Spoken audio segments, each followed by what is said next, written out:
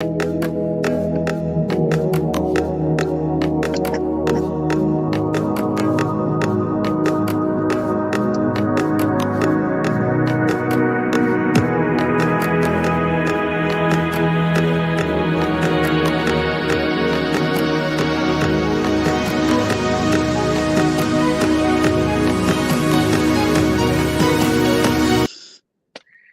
right, we are live. What's up, everybody? Hope you're doing well.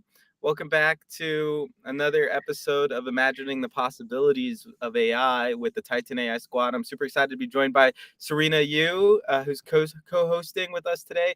And we have on the show today, Bei Zhang. Bei is a serial entrepreneur, a growth marketer, a growth advisor to various startups and projects. And yeah, we're excited to kick this off. Awesome. Thanks for having me. Exciting. Let's roll. Yeah, let's do it. So, Bei, Can you tell us about a little bit about yourself, your profession, and how you get here today? Yes. Sounds great. Yeah. Hi everyone. My name is Bei. It's so great to be here together with Elias and Serena. It's my great honor to be on the podcast. A little bit about myself. I've spent my most of a career focusing on the growth and the data analytics. So two pillars. I've been technical on the data for my whole time, and also the data has been used in the growth and the marketing space throughout the whole time. The past few years, I've been mostly in the Silicon Valley, either leading the growth org in fintech, trying to wrap up the business, grow the company from early stage to the later stage. And a recent journey is when I was in Grammarly, running their marketing and data science organization, right? Building a team and getting plugged into the B2C and the B2B orgs and running hundreds of growth experiments. So really trying to propel the business, get the B2C in a better place, and kickstart the B2B at the time when I joined. Where I am today is right now I'm more of a working with a team of a passionate growth marketer and growth operators. And we formed a team called Exponential X. And this team has a combination of skills across product marketing, data analytics, right, performance marketing, content, and SEO. And we are dedicating, we really want to help the ecosystem, right? After serving for one org at a time, right, for so long. Right now, we are trying to spread out the influence a little bit. So we have about 15 of us. We're working directly with over 30 startups to be their growth advisors. So we want to help them take a shortcut to go from 0 to 1, from 1 to 100.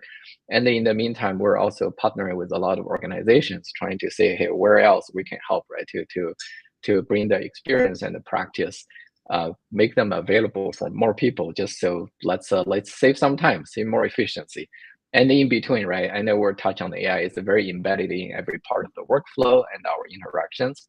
So happy to jump in the next section. Absolutely. That's really awesome, Bei. If you could just, for the folks who are not really familiar with growth marketing, just give us a quick introduction on what that really means and the impact you have on startups, and then talk about how y'all are using AI in your growth marketing. Yeah, absolutely. So for typical founders, so this is how I like to frame the problem, right? So for any founders building their own company, right? Initially, you build a product, and you gotta mostly founders do the hard work to validate, to talk to people, talk to friends and family, right? So from the 0 to 1 is the hard journey. So that part of the journey is mostly on the founders themselves. But as soon as founders find the product market fit, and that's when the problem to solve is, hey, how should I scale, right? How should I sell this to 100 times more customers without burning down all my bank account? So that's where a lot of things we do with the customers on the growth marketing side is first, there is even before we jump into the marketing, there is actually a product growth itself. So many times product needs to sell by itself, right? How the website structure, how is the onboarding, facilitating people to sign up, and how to hook users to really feel the value, and how to encourage the existing users to refer to friends, right? So there is a viral the best way. Well, really, if the product is so good, if the founder is really getting there, ideally we don't need cross marketing. So that's the perfect world. But a few can do that, right? So in that case, growth marketing is really a multiple levers where we can help the founder to bring more customer to the products. And this is where I would say both paid channel and organic channel, right? So typically company at early stage start with organic channel, right? You want to pump out a LinkedIn post, tell people what you do, share a video, right? Explain the product, create a blog, right? Explain the value prop, and do a lot of things to attract the organic traffic. But that's also some are scalable, some are not so scalable. And then if you have some money, that's where typically people will jump onto the Google and the Facebook as the well-known channels to see how do I attract the people who haven't seen us. But more than that, actually, for a lot of startups, there are numerous channels that are probably more suitable and more economic than the Google and the Facebook. That's where we have tested. We as a team has tested, let's say, a lot, like 50 plus different kind of variations of channels. And during my Grammarly journey, we're running 30 plus channels at the same time. So that's where we're actually working with the companies of different categories at the different stages to say, yeah, maybe, well, you just don't jump onto the Facebook just right yet, right? There are maybe 3 other things you want to try that will give you a higher return, right? From a ROI standpoint. So. Wow, that's amazing. I'm taking lots of notes. Thank you for sharing. Great insights. Yeah. So, in your experience, do you feel like what are the percentage of, how like when a new product or even like a new startup, what are the percentage of success, even just to grow from like 0 to 1? Oh God, this is I would say 10% to be optimistic. So not very high, because what I see is a lot of the product, even before they are ready to spend $1, they probably got it pivoted a few times already, right? Founders are good at come up with the initial idea and then switch 1, switch 2, right? So with the close observation, definitely under 20%. So exactly how many, I don't know the number, but pretty low. But that's normal too, right? That's normal too. Mm-hmm. So before you decided to work with like a new product or a new startup, do you assess like, like the company's success rate before you jump in and help them? Or do you have any requirements, for your growth marketer to get into working with your potential clients? Yeah, from client itself, we actually spend majority of the time only work with the post PMF products. We probably allocate about 10% of the time with the founders we have a good connections. We believe are great people, great team, and we're happy to go through some iterations with them. And also, if we run into a product we think that has an enormous potential, right, just need a little bit of time to incubate, we'll be happy to work. But frankly, we as a growth marketer, and especially as a growth marketer with a lot of the data-driven decisions on the back end, that's not our forte, simply because it's not the time, since we know, can play the biggest role, right? I think in the beginning, it's more of the product and engineer people. That's probably make a bigger difference during that stage. So we help when there is a mutual benefit and understanding, but we also try to focus on what do we do the best, right? I think our strength is to go from 1 to 100. So that's where we spend a bulk of our time on. That's awesome. So that's 1 to 100 is like the post product stage. So that like introducing the product to the market and going to market. Yeah, exactly. So that's where when the product is at least 80% proven, right, and the founders has done some validations, there is a good acceptance in the audience, knowing that hey, the product itself is making some tractions, and that's where we take the product growth into the highway, right? Whereas we help them decide what kind of product changes you need to make to make sure you keep all the retentions, maximize the referral, and what are the like 5 to 10 channels you're going to test, right, to make sure every dollar can generate the highest return. Just so you try to aim for 20 to 30% like month over month growth, right?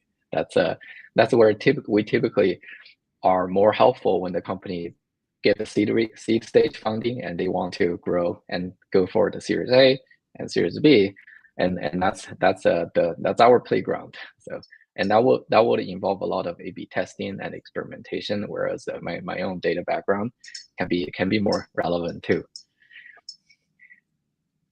I love that. Yeah, I'm definitely getting nerding out, getting super excited. Growth marketing is such a fun topic to be a part of, and you know, I mentioned this a couple weeks ago. I'll just bring it up again because I took a class with Reforge. I'm not sure if you're familiar with that program by Brian Balfour. I did their marketing program 2 years ago, and Andrew Chen taught one of the classes, and he was an early stage investor or launcher. I think early stage launcher for Uber. Yeah. And one of the things that, you know, two of the biggest lessons that, you know, stuck out to me. One was, you know, how do you get every new customer to become a source of acquiring new customers? Like, you know, for every one customer, you get more customers. And then the other big piece of advice was, if you're not growing, then you're dying. And I took that really to core, even like at a personal level. If I'm not personally growing, that's no bueno. So AI has been huge. AI has like disrupted all of our workflows over the past 2 years, or at least assumingly it has. Can you talk about how you've implemented AI as you know, as a growth marketer and startup advisor? Yeah, a ton. I will just spit out a few examples. Before I do that, acknowledge the Reforge class is great. It's amazing. I've been a big fan for many years. I'm also in the process of working on my own Reforge artifacts, hoping to submit, trying to make it useful. So great choice. So Andrew Chen is, I'm a big fan too. Been reading his story and blog for a long time. So yeah. On the few ways how I'm using AI or our team is using AI to change our workflow. So I'll probably start with the boring part on the data analysis part, because everything has all the data behind it for analysis. So in the past, it does require a lot of the data engine to connect the data. We require a lot of the junior analysts to clean up the data, and it require a lot of the tool, things like Tableau, that can take forever to generate a meaningful chart, and take a long time to do the investigations. And recently, I've been using an AI data analysis tool called HyperQuery that can, you know, connect to the data directly and let me write R and Python code and SQL in the same interface without switching in between different tools. And it does the visual beautifully, right, without me even worry about what Tableau is, right? And it let me collaborate with the audience, and the software is so smart. We can all comment on specific part of the chart, and we can all raise the questions, and it even make the function so easy where, hey, if I forgot how certain part of the model or the chart should be made, I can simply use the NLP to say, hey, write me a piece of the Python code, right, to draw the chart with axis, y-axis. So I don't have to go over the code, and go over the debugging. So it basically shortened a team of 3 to 5 people's work right down to half. So it's been a huge help for me. And then there is another tool called Equals that does things similarly, but more so than that is it does the automatic analysis for me. So for example, if I have the data, it also connects the data set. It also does all the visuals, and it actually helped me to say, hey, here's the data, here's the chart, right? Tell me what do you think is going on, right? Tell me what you think is not working properly based on the trend and based on the outliers you've seen. And that tool can spit out a machine generated insights. And it's not perfect, but it gets the 70% of the job done, where I can spend minimum time on top of that to identify, right, what's going on. So those are just to set the stage on the technical part. On the marketing part, I got a ton. This is where it's it's never a more exciting time to be in the space at this time, right? Um, for instance, on the growth marketing side, I came from Grammarly. I joined Grammarly actually because as an ESL myself, writing has been my own challenge, huge challenge. I could never write good enough at a professional level, right? So Grammarly, I think tools like a Grammarly, one of the older generation, people say that's the OG, right? That's an OG AI tool, but it still works like a charm. It saved my life. I don't push anything out without checking with Grammarly Premium first. uh, and then in addition to that, with other tools available, so for example, the every time right now we're doing the video, on our end we do a lot of videos too. After the video, I use the AI tool called Nota.ai to do the transcripting, to do the summary, and with the summary I use the Copy AI an enterprise 2D tool to summarize, to basically turn the whole conversation into a few blog posts, right? Turn into the linking post and do the automatic editing. And I use a AI tool called a Wizard AI. So basically I can throw the whole video in there and say, hey, turn this whole 1 hour video into a few 90-second clips and add emojis and the words to it. So you basically spit out, right, about 10, 15 videos. I can go straight to the social media to say, hey, we had a webinar, right? We had a webinar and here is a summary. Check out what's going on. It looks very fun and it looks very vibrant. And then they can come back and watch the whole video. So it's a charm. It's definitely threatened a lot of Up worker, right, freelancer work, but it make our job so much easier in creating the content, right, which is the bedrock for any marketers. And what else? Recently I've been working with a company called a Quick Creator. So I'm obsessed by their creativity. What they do is they use AI to automate the whole SEO optimization and the content generation, right? So because in the past, as a founder, they'll have to come up with the content, right? Do the writing, and writing is hard. Writing something relevant is hard, and then they need to learn how the technical SEO works in order to make sure the content serves a purpose for the traffic. And right now the tool basically tells you, hey, tell me your website is, right? Tell me what you want to do. And it spelled out the content in a way that it adhere to the topic very precisely, and it writes precisely according to the SEO guidelines. So you can go from a 0 to, hey, 10 blogs in a day, right?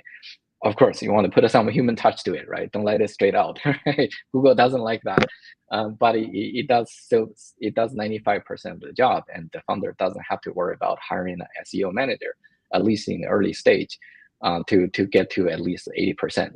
And often at that stage, 80% is more than good. It's more than good, right? So just highlighting two other things recently I've seen founders are using. I myself am using too. I've been using, let's say, I've been using Gamma quite a bit to think about, to do the PowerPoint. So Gamma is a tool that you can put in a prompt, you can put in a paragraph on what you want to do. It does spill out the entire PowerPoint for you. So I may not take on it, but it gives a huge inspirations on what the storytelling might be. I was introducing that to a founder who was a street smart, right? Didn't go to all the academic training, right? Actually never used the desktop for PowerPoint, but he was running a fantastic business. And he was struggling, right, a little bit to use the phone. Actually, I think the keynote on the phone to use the PowerPoint, right? That's how it goes. And when I was introducing, hey, the Gamma to the workflow, he was, I see the eyes, right? The eyes are widening, right? I didn't know there is a way I can bump up the professionalism, the professional look and feel by 10x for free, right? So that's another one. And then just one other thing is I'm also using a tool called a Framer to build my own web page for a few product ideas. Just during the process, I'm amazed how the world has become so much easier, right? Without knowing all the engineer piece, without knowing, right, how to write HTML code, I can make a professional looking landing page for an idea, and I can go test my idea so quick enough.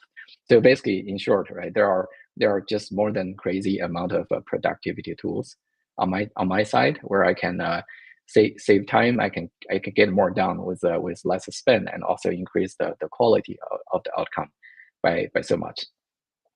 So Wow. yeah. That's a lot of tools that you're spitting out. Yeah. What I really felt connected to you is definitely you shared that you are an ESL learner and you use like Grammarly tool. And in the past, like even when I first started graduate from college, I am an ESL learner myself.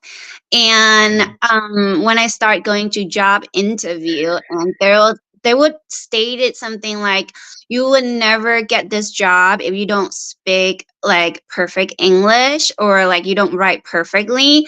Like even until this day, I still the same person still wrote on LinkedIn. She is a CEO of a company and still wrote on LinkedIn, if you have a grammar when you're writing to me, you're disqualified. And I'm just thinking to myself, right? Yes, I am using AI a lot for writing and it gave me confidence. But in the past, it did like stop me from like applying to certain job that I feel like, because I am not speaking perfect English. Even when Elias was like, okay, let's create this podcast. And then I even tell him, I was like, well, sometimes like when I'm nervous or something, like for some reason I feel like I can't speak English. And I would kind of like already kind of halfway say no, but I was like, okay, let's just go for it. So thank you so much for sharing and just utilizing the AI tools that definitely can overcome with writing. And as an English learner, really, really glad that you shared. And I would love for you to share more of that story on that side as well. So more set of story of using AI tool for the writing and communication. No, I mean like just sharing that, the limitations of like, you feel like if it's just kind of going into the imposter syndrome. So I just want to point out that because you're sharing that, it's just empowering.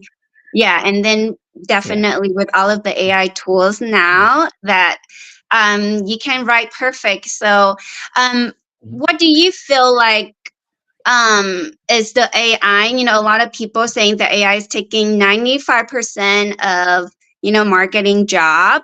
Do you feel like it's true, or do you feel like it's just enhancing, like one's personability? What do you feel like? So it's definitely double edge in there, right? So it's right now, because I do the marketing myself and I work with a lot of companies, startups. So I do think, hey, if all the person's job is on the productivity itself, right? Hey, if I only do copywriting, if I only do graphic design, I think there will be some threat, right? There will be some threat. But on the other hand, even for the copywriters, for the designers, what I see is a lot of people coming from those backgrounds. They do the job not because that's all they can do, right? They do the job only because that's a bridge to some of the bigger dream, a product of automation they want to achieve. So the AI is actually empowering them to skip being the tool themselves and to jump into the productivity themselves, right? For example, the AI SEO tool I mentioned, right? The founder surely knows how to run the SEO, and the founder, without all the AI, he probably had to spend a huge chunk of his life doing the SEO for his own company or doing SEO for other people's company, right? But now with the AI's help, he come up with a tool that basically shortened the time to do the AI SEO job by 90%, and then he productized that, right? So instead of, hey, yes, it eliminates the part of the job, but it is empower him to create an awesome product where hundreds of companies can benefit from his own knowledge. And that's a common theme I'm seeing across a lot of categories. So I see a lot of data, and actually in my group Exponential X, we have another person focusing on the data, and she has been doing the data science and data analytics for her entire career, right? And typically in any industry, I think it's uncommon. It's a pretty common to consider. Hey, data analyst is like a supporting role, right? You support the business decisions, right? You support operation team, you support marketing team. But now with all the possibilities, she's in the process of creating product herself, right? So in a way, the product can benefit more. So back to you, right, Serena? Yes, depending on which kind you're thinking, it's going to take down some jobs as any revolutions come over, but it's also for the right people with the right product mindset. It's going to create. It's going to encourage a lot of creations too, and that's where also I'm more than excited to work right now, because all of a sudden, as a collective, right, helping other people to run the growth, we've seen a lot of more people actually coming to us with the product ideas to say, hey, how do we grow this thing, right, to something massive? So that's I would say definitely net positive, because it'd be some regional pain point, right? But on the grand scheme, it's absolutely net positive.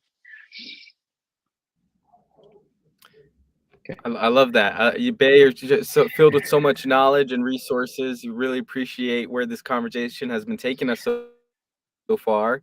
We spend a lot of time talking about like how AI has impacted current states of affairs and in our personal professional lives.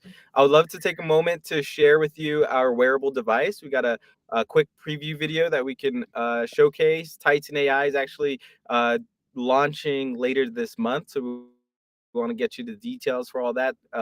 And then with your reactions to this wearable device, we'd love to hear from you and from the audience. Those of you that are watching, check this out. We're gonna play this wearable device right now. We'd love to hear from you what you think the possibilities are having an AI assistant with you all the time. Is that cool?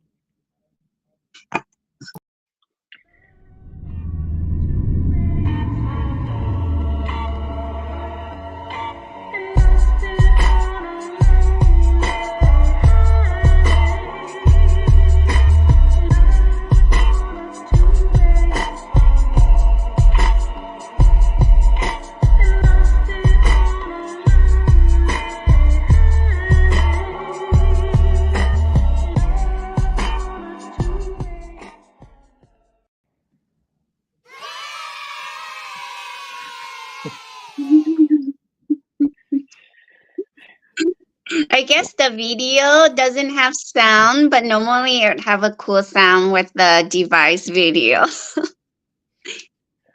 Oh man, the audio for the video didn't play.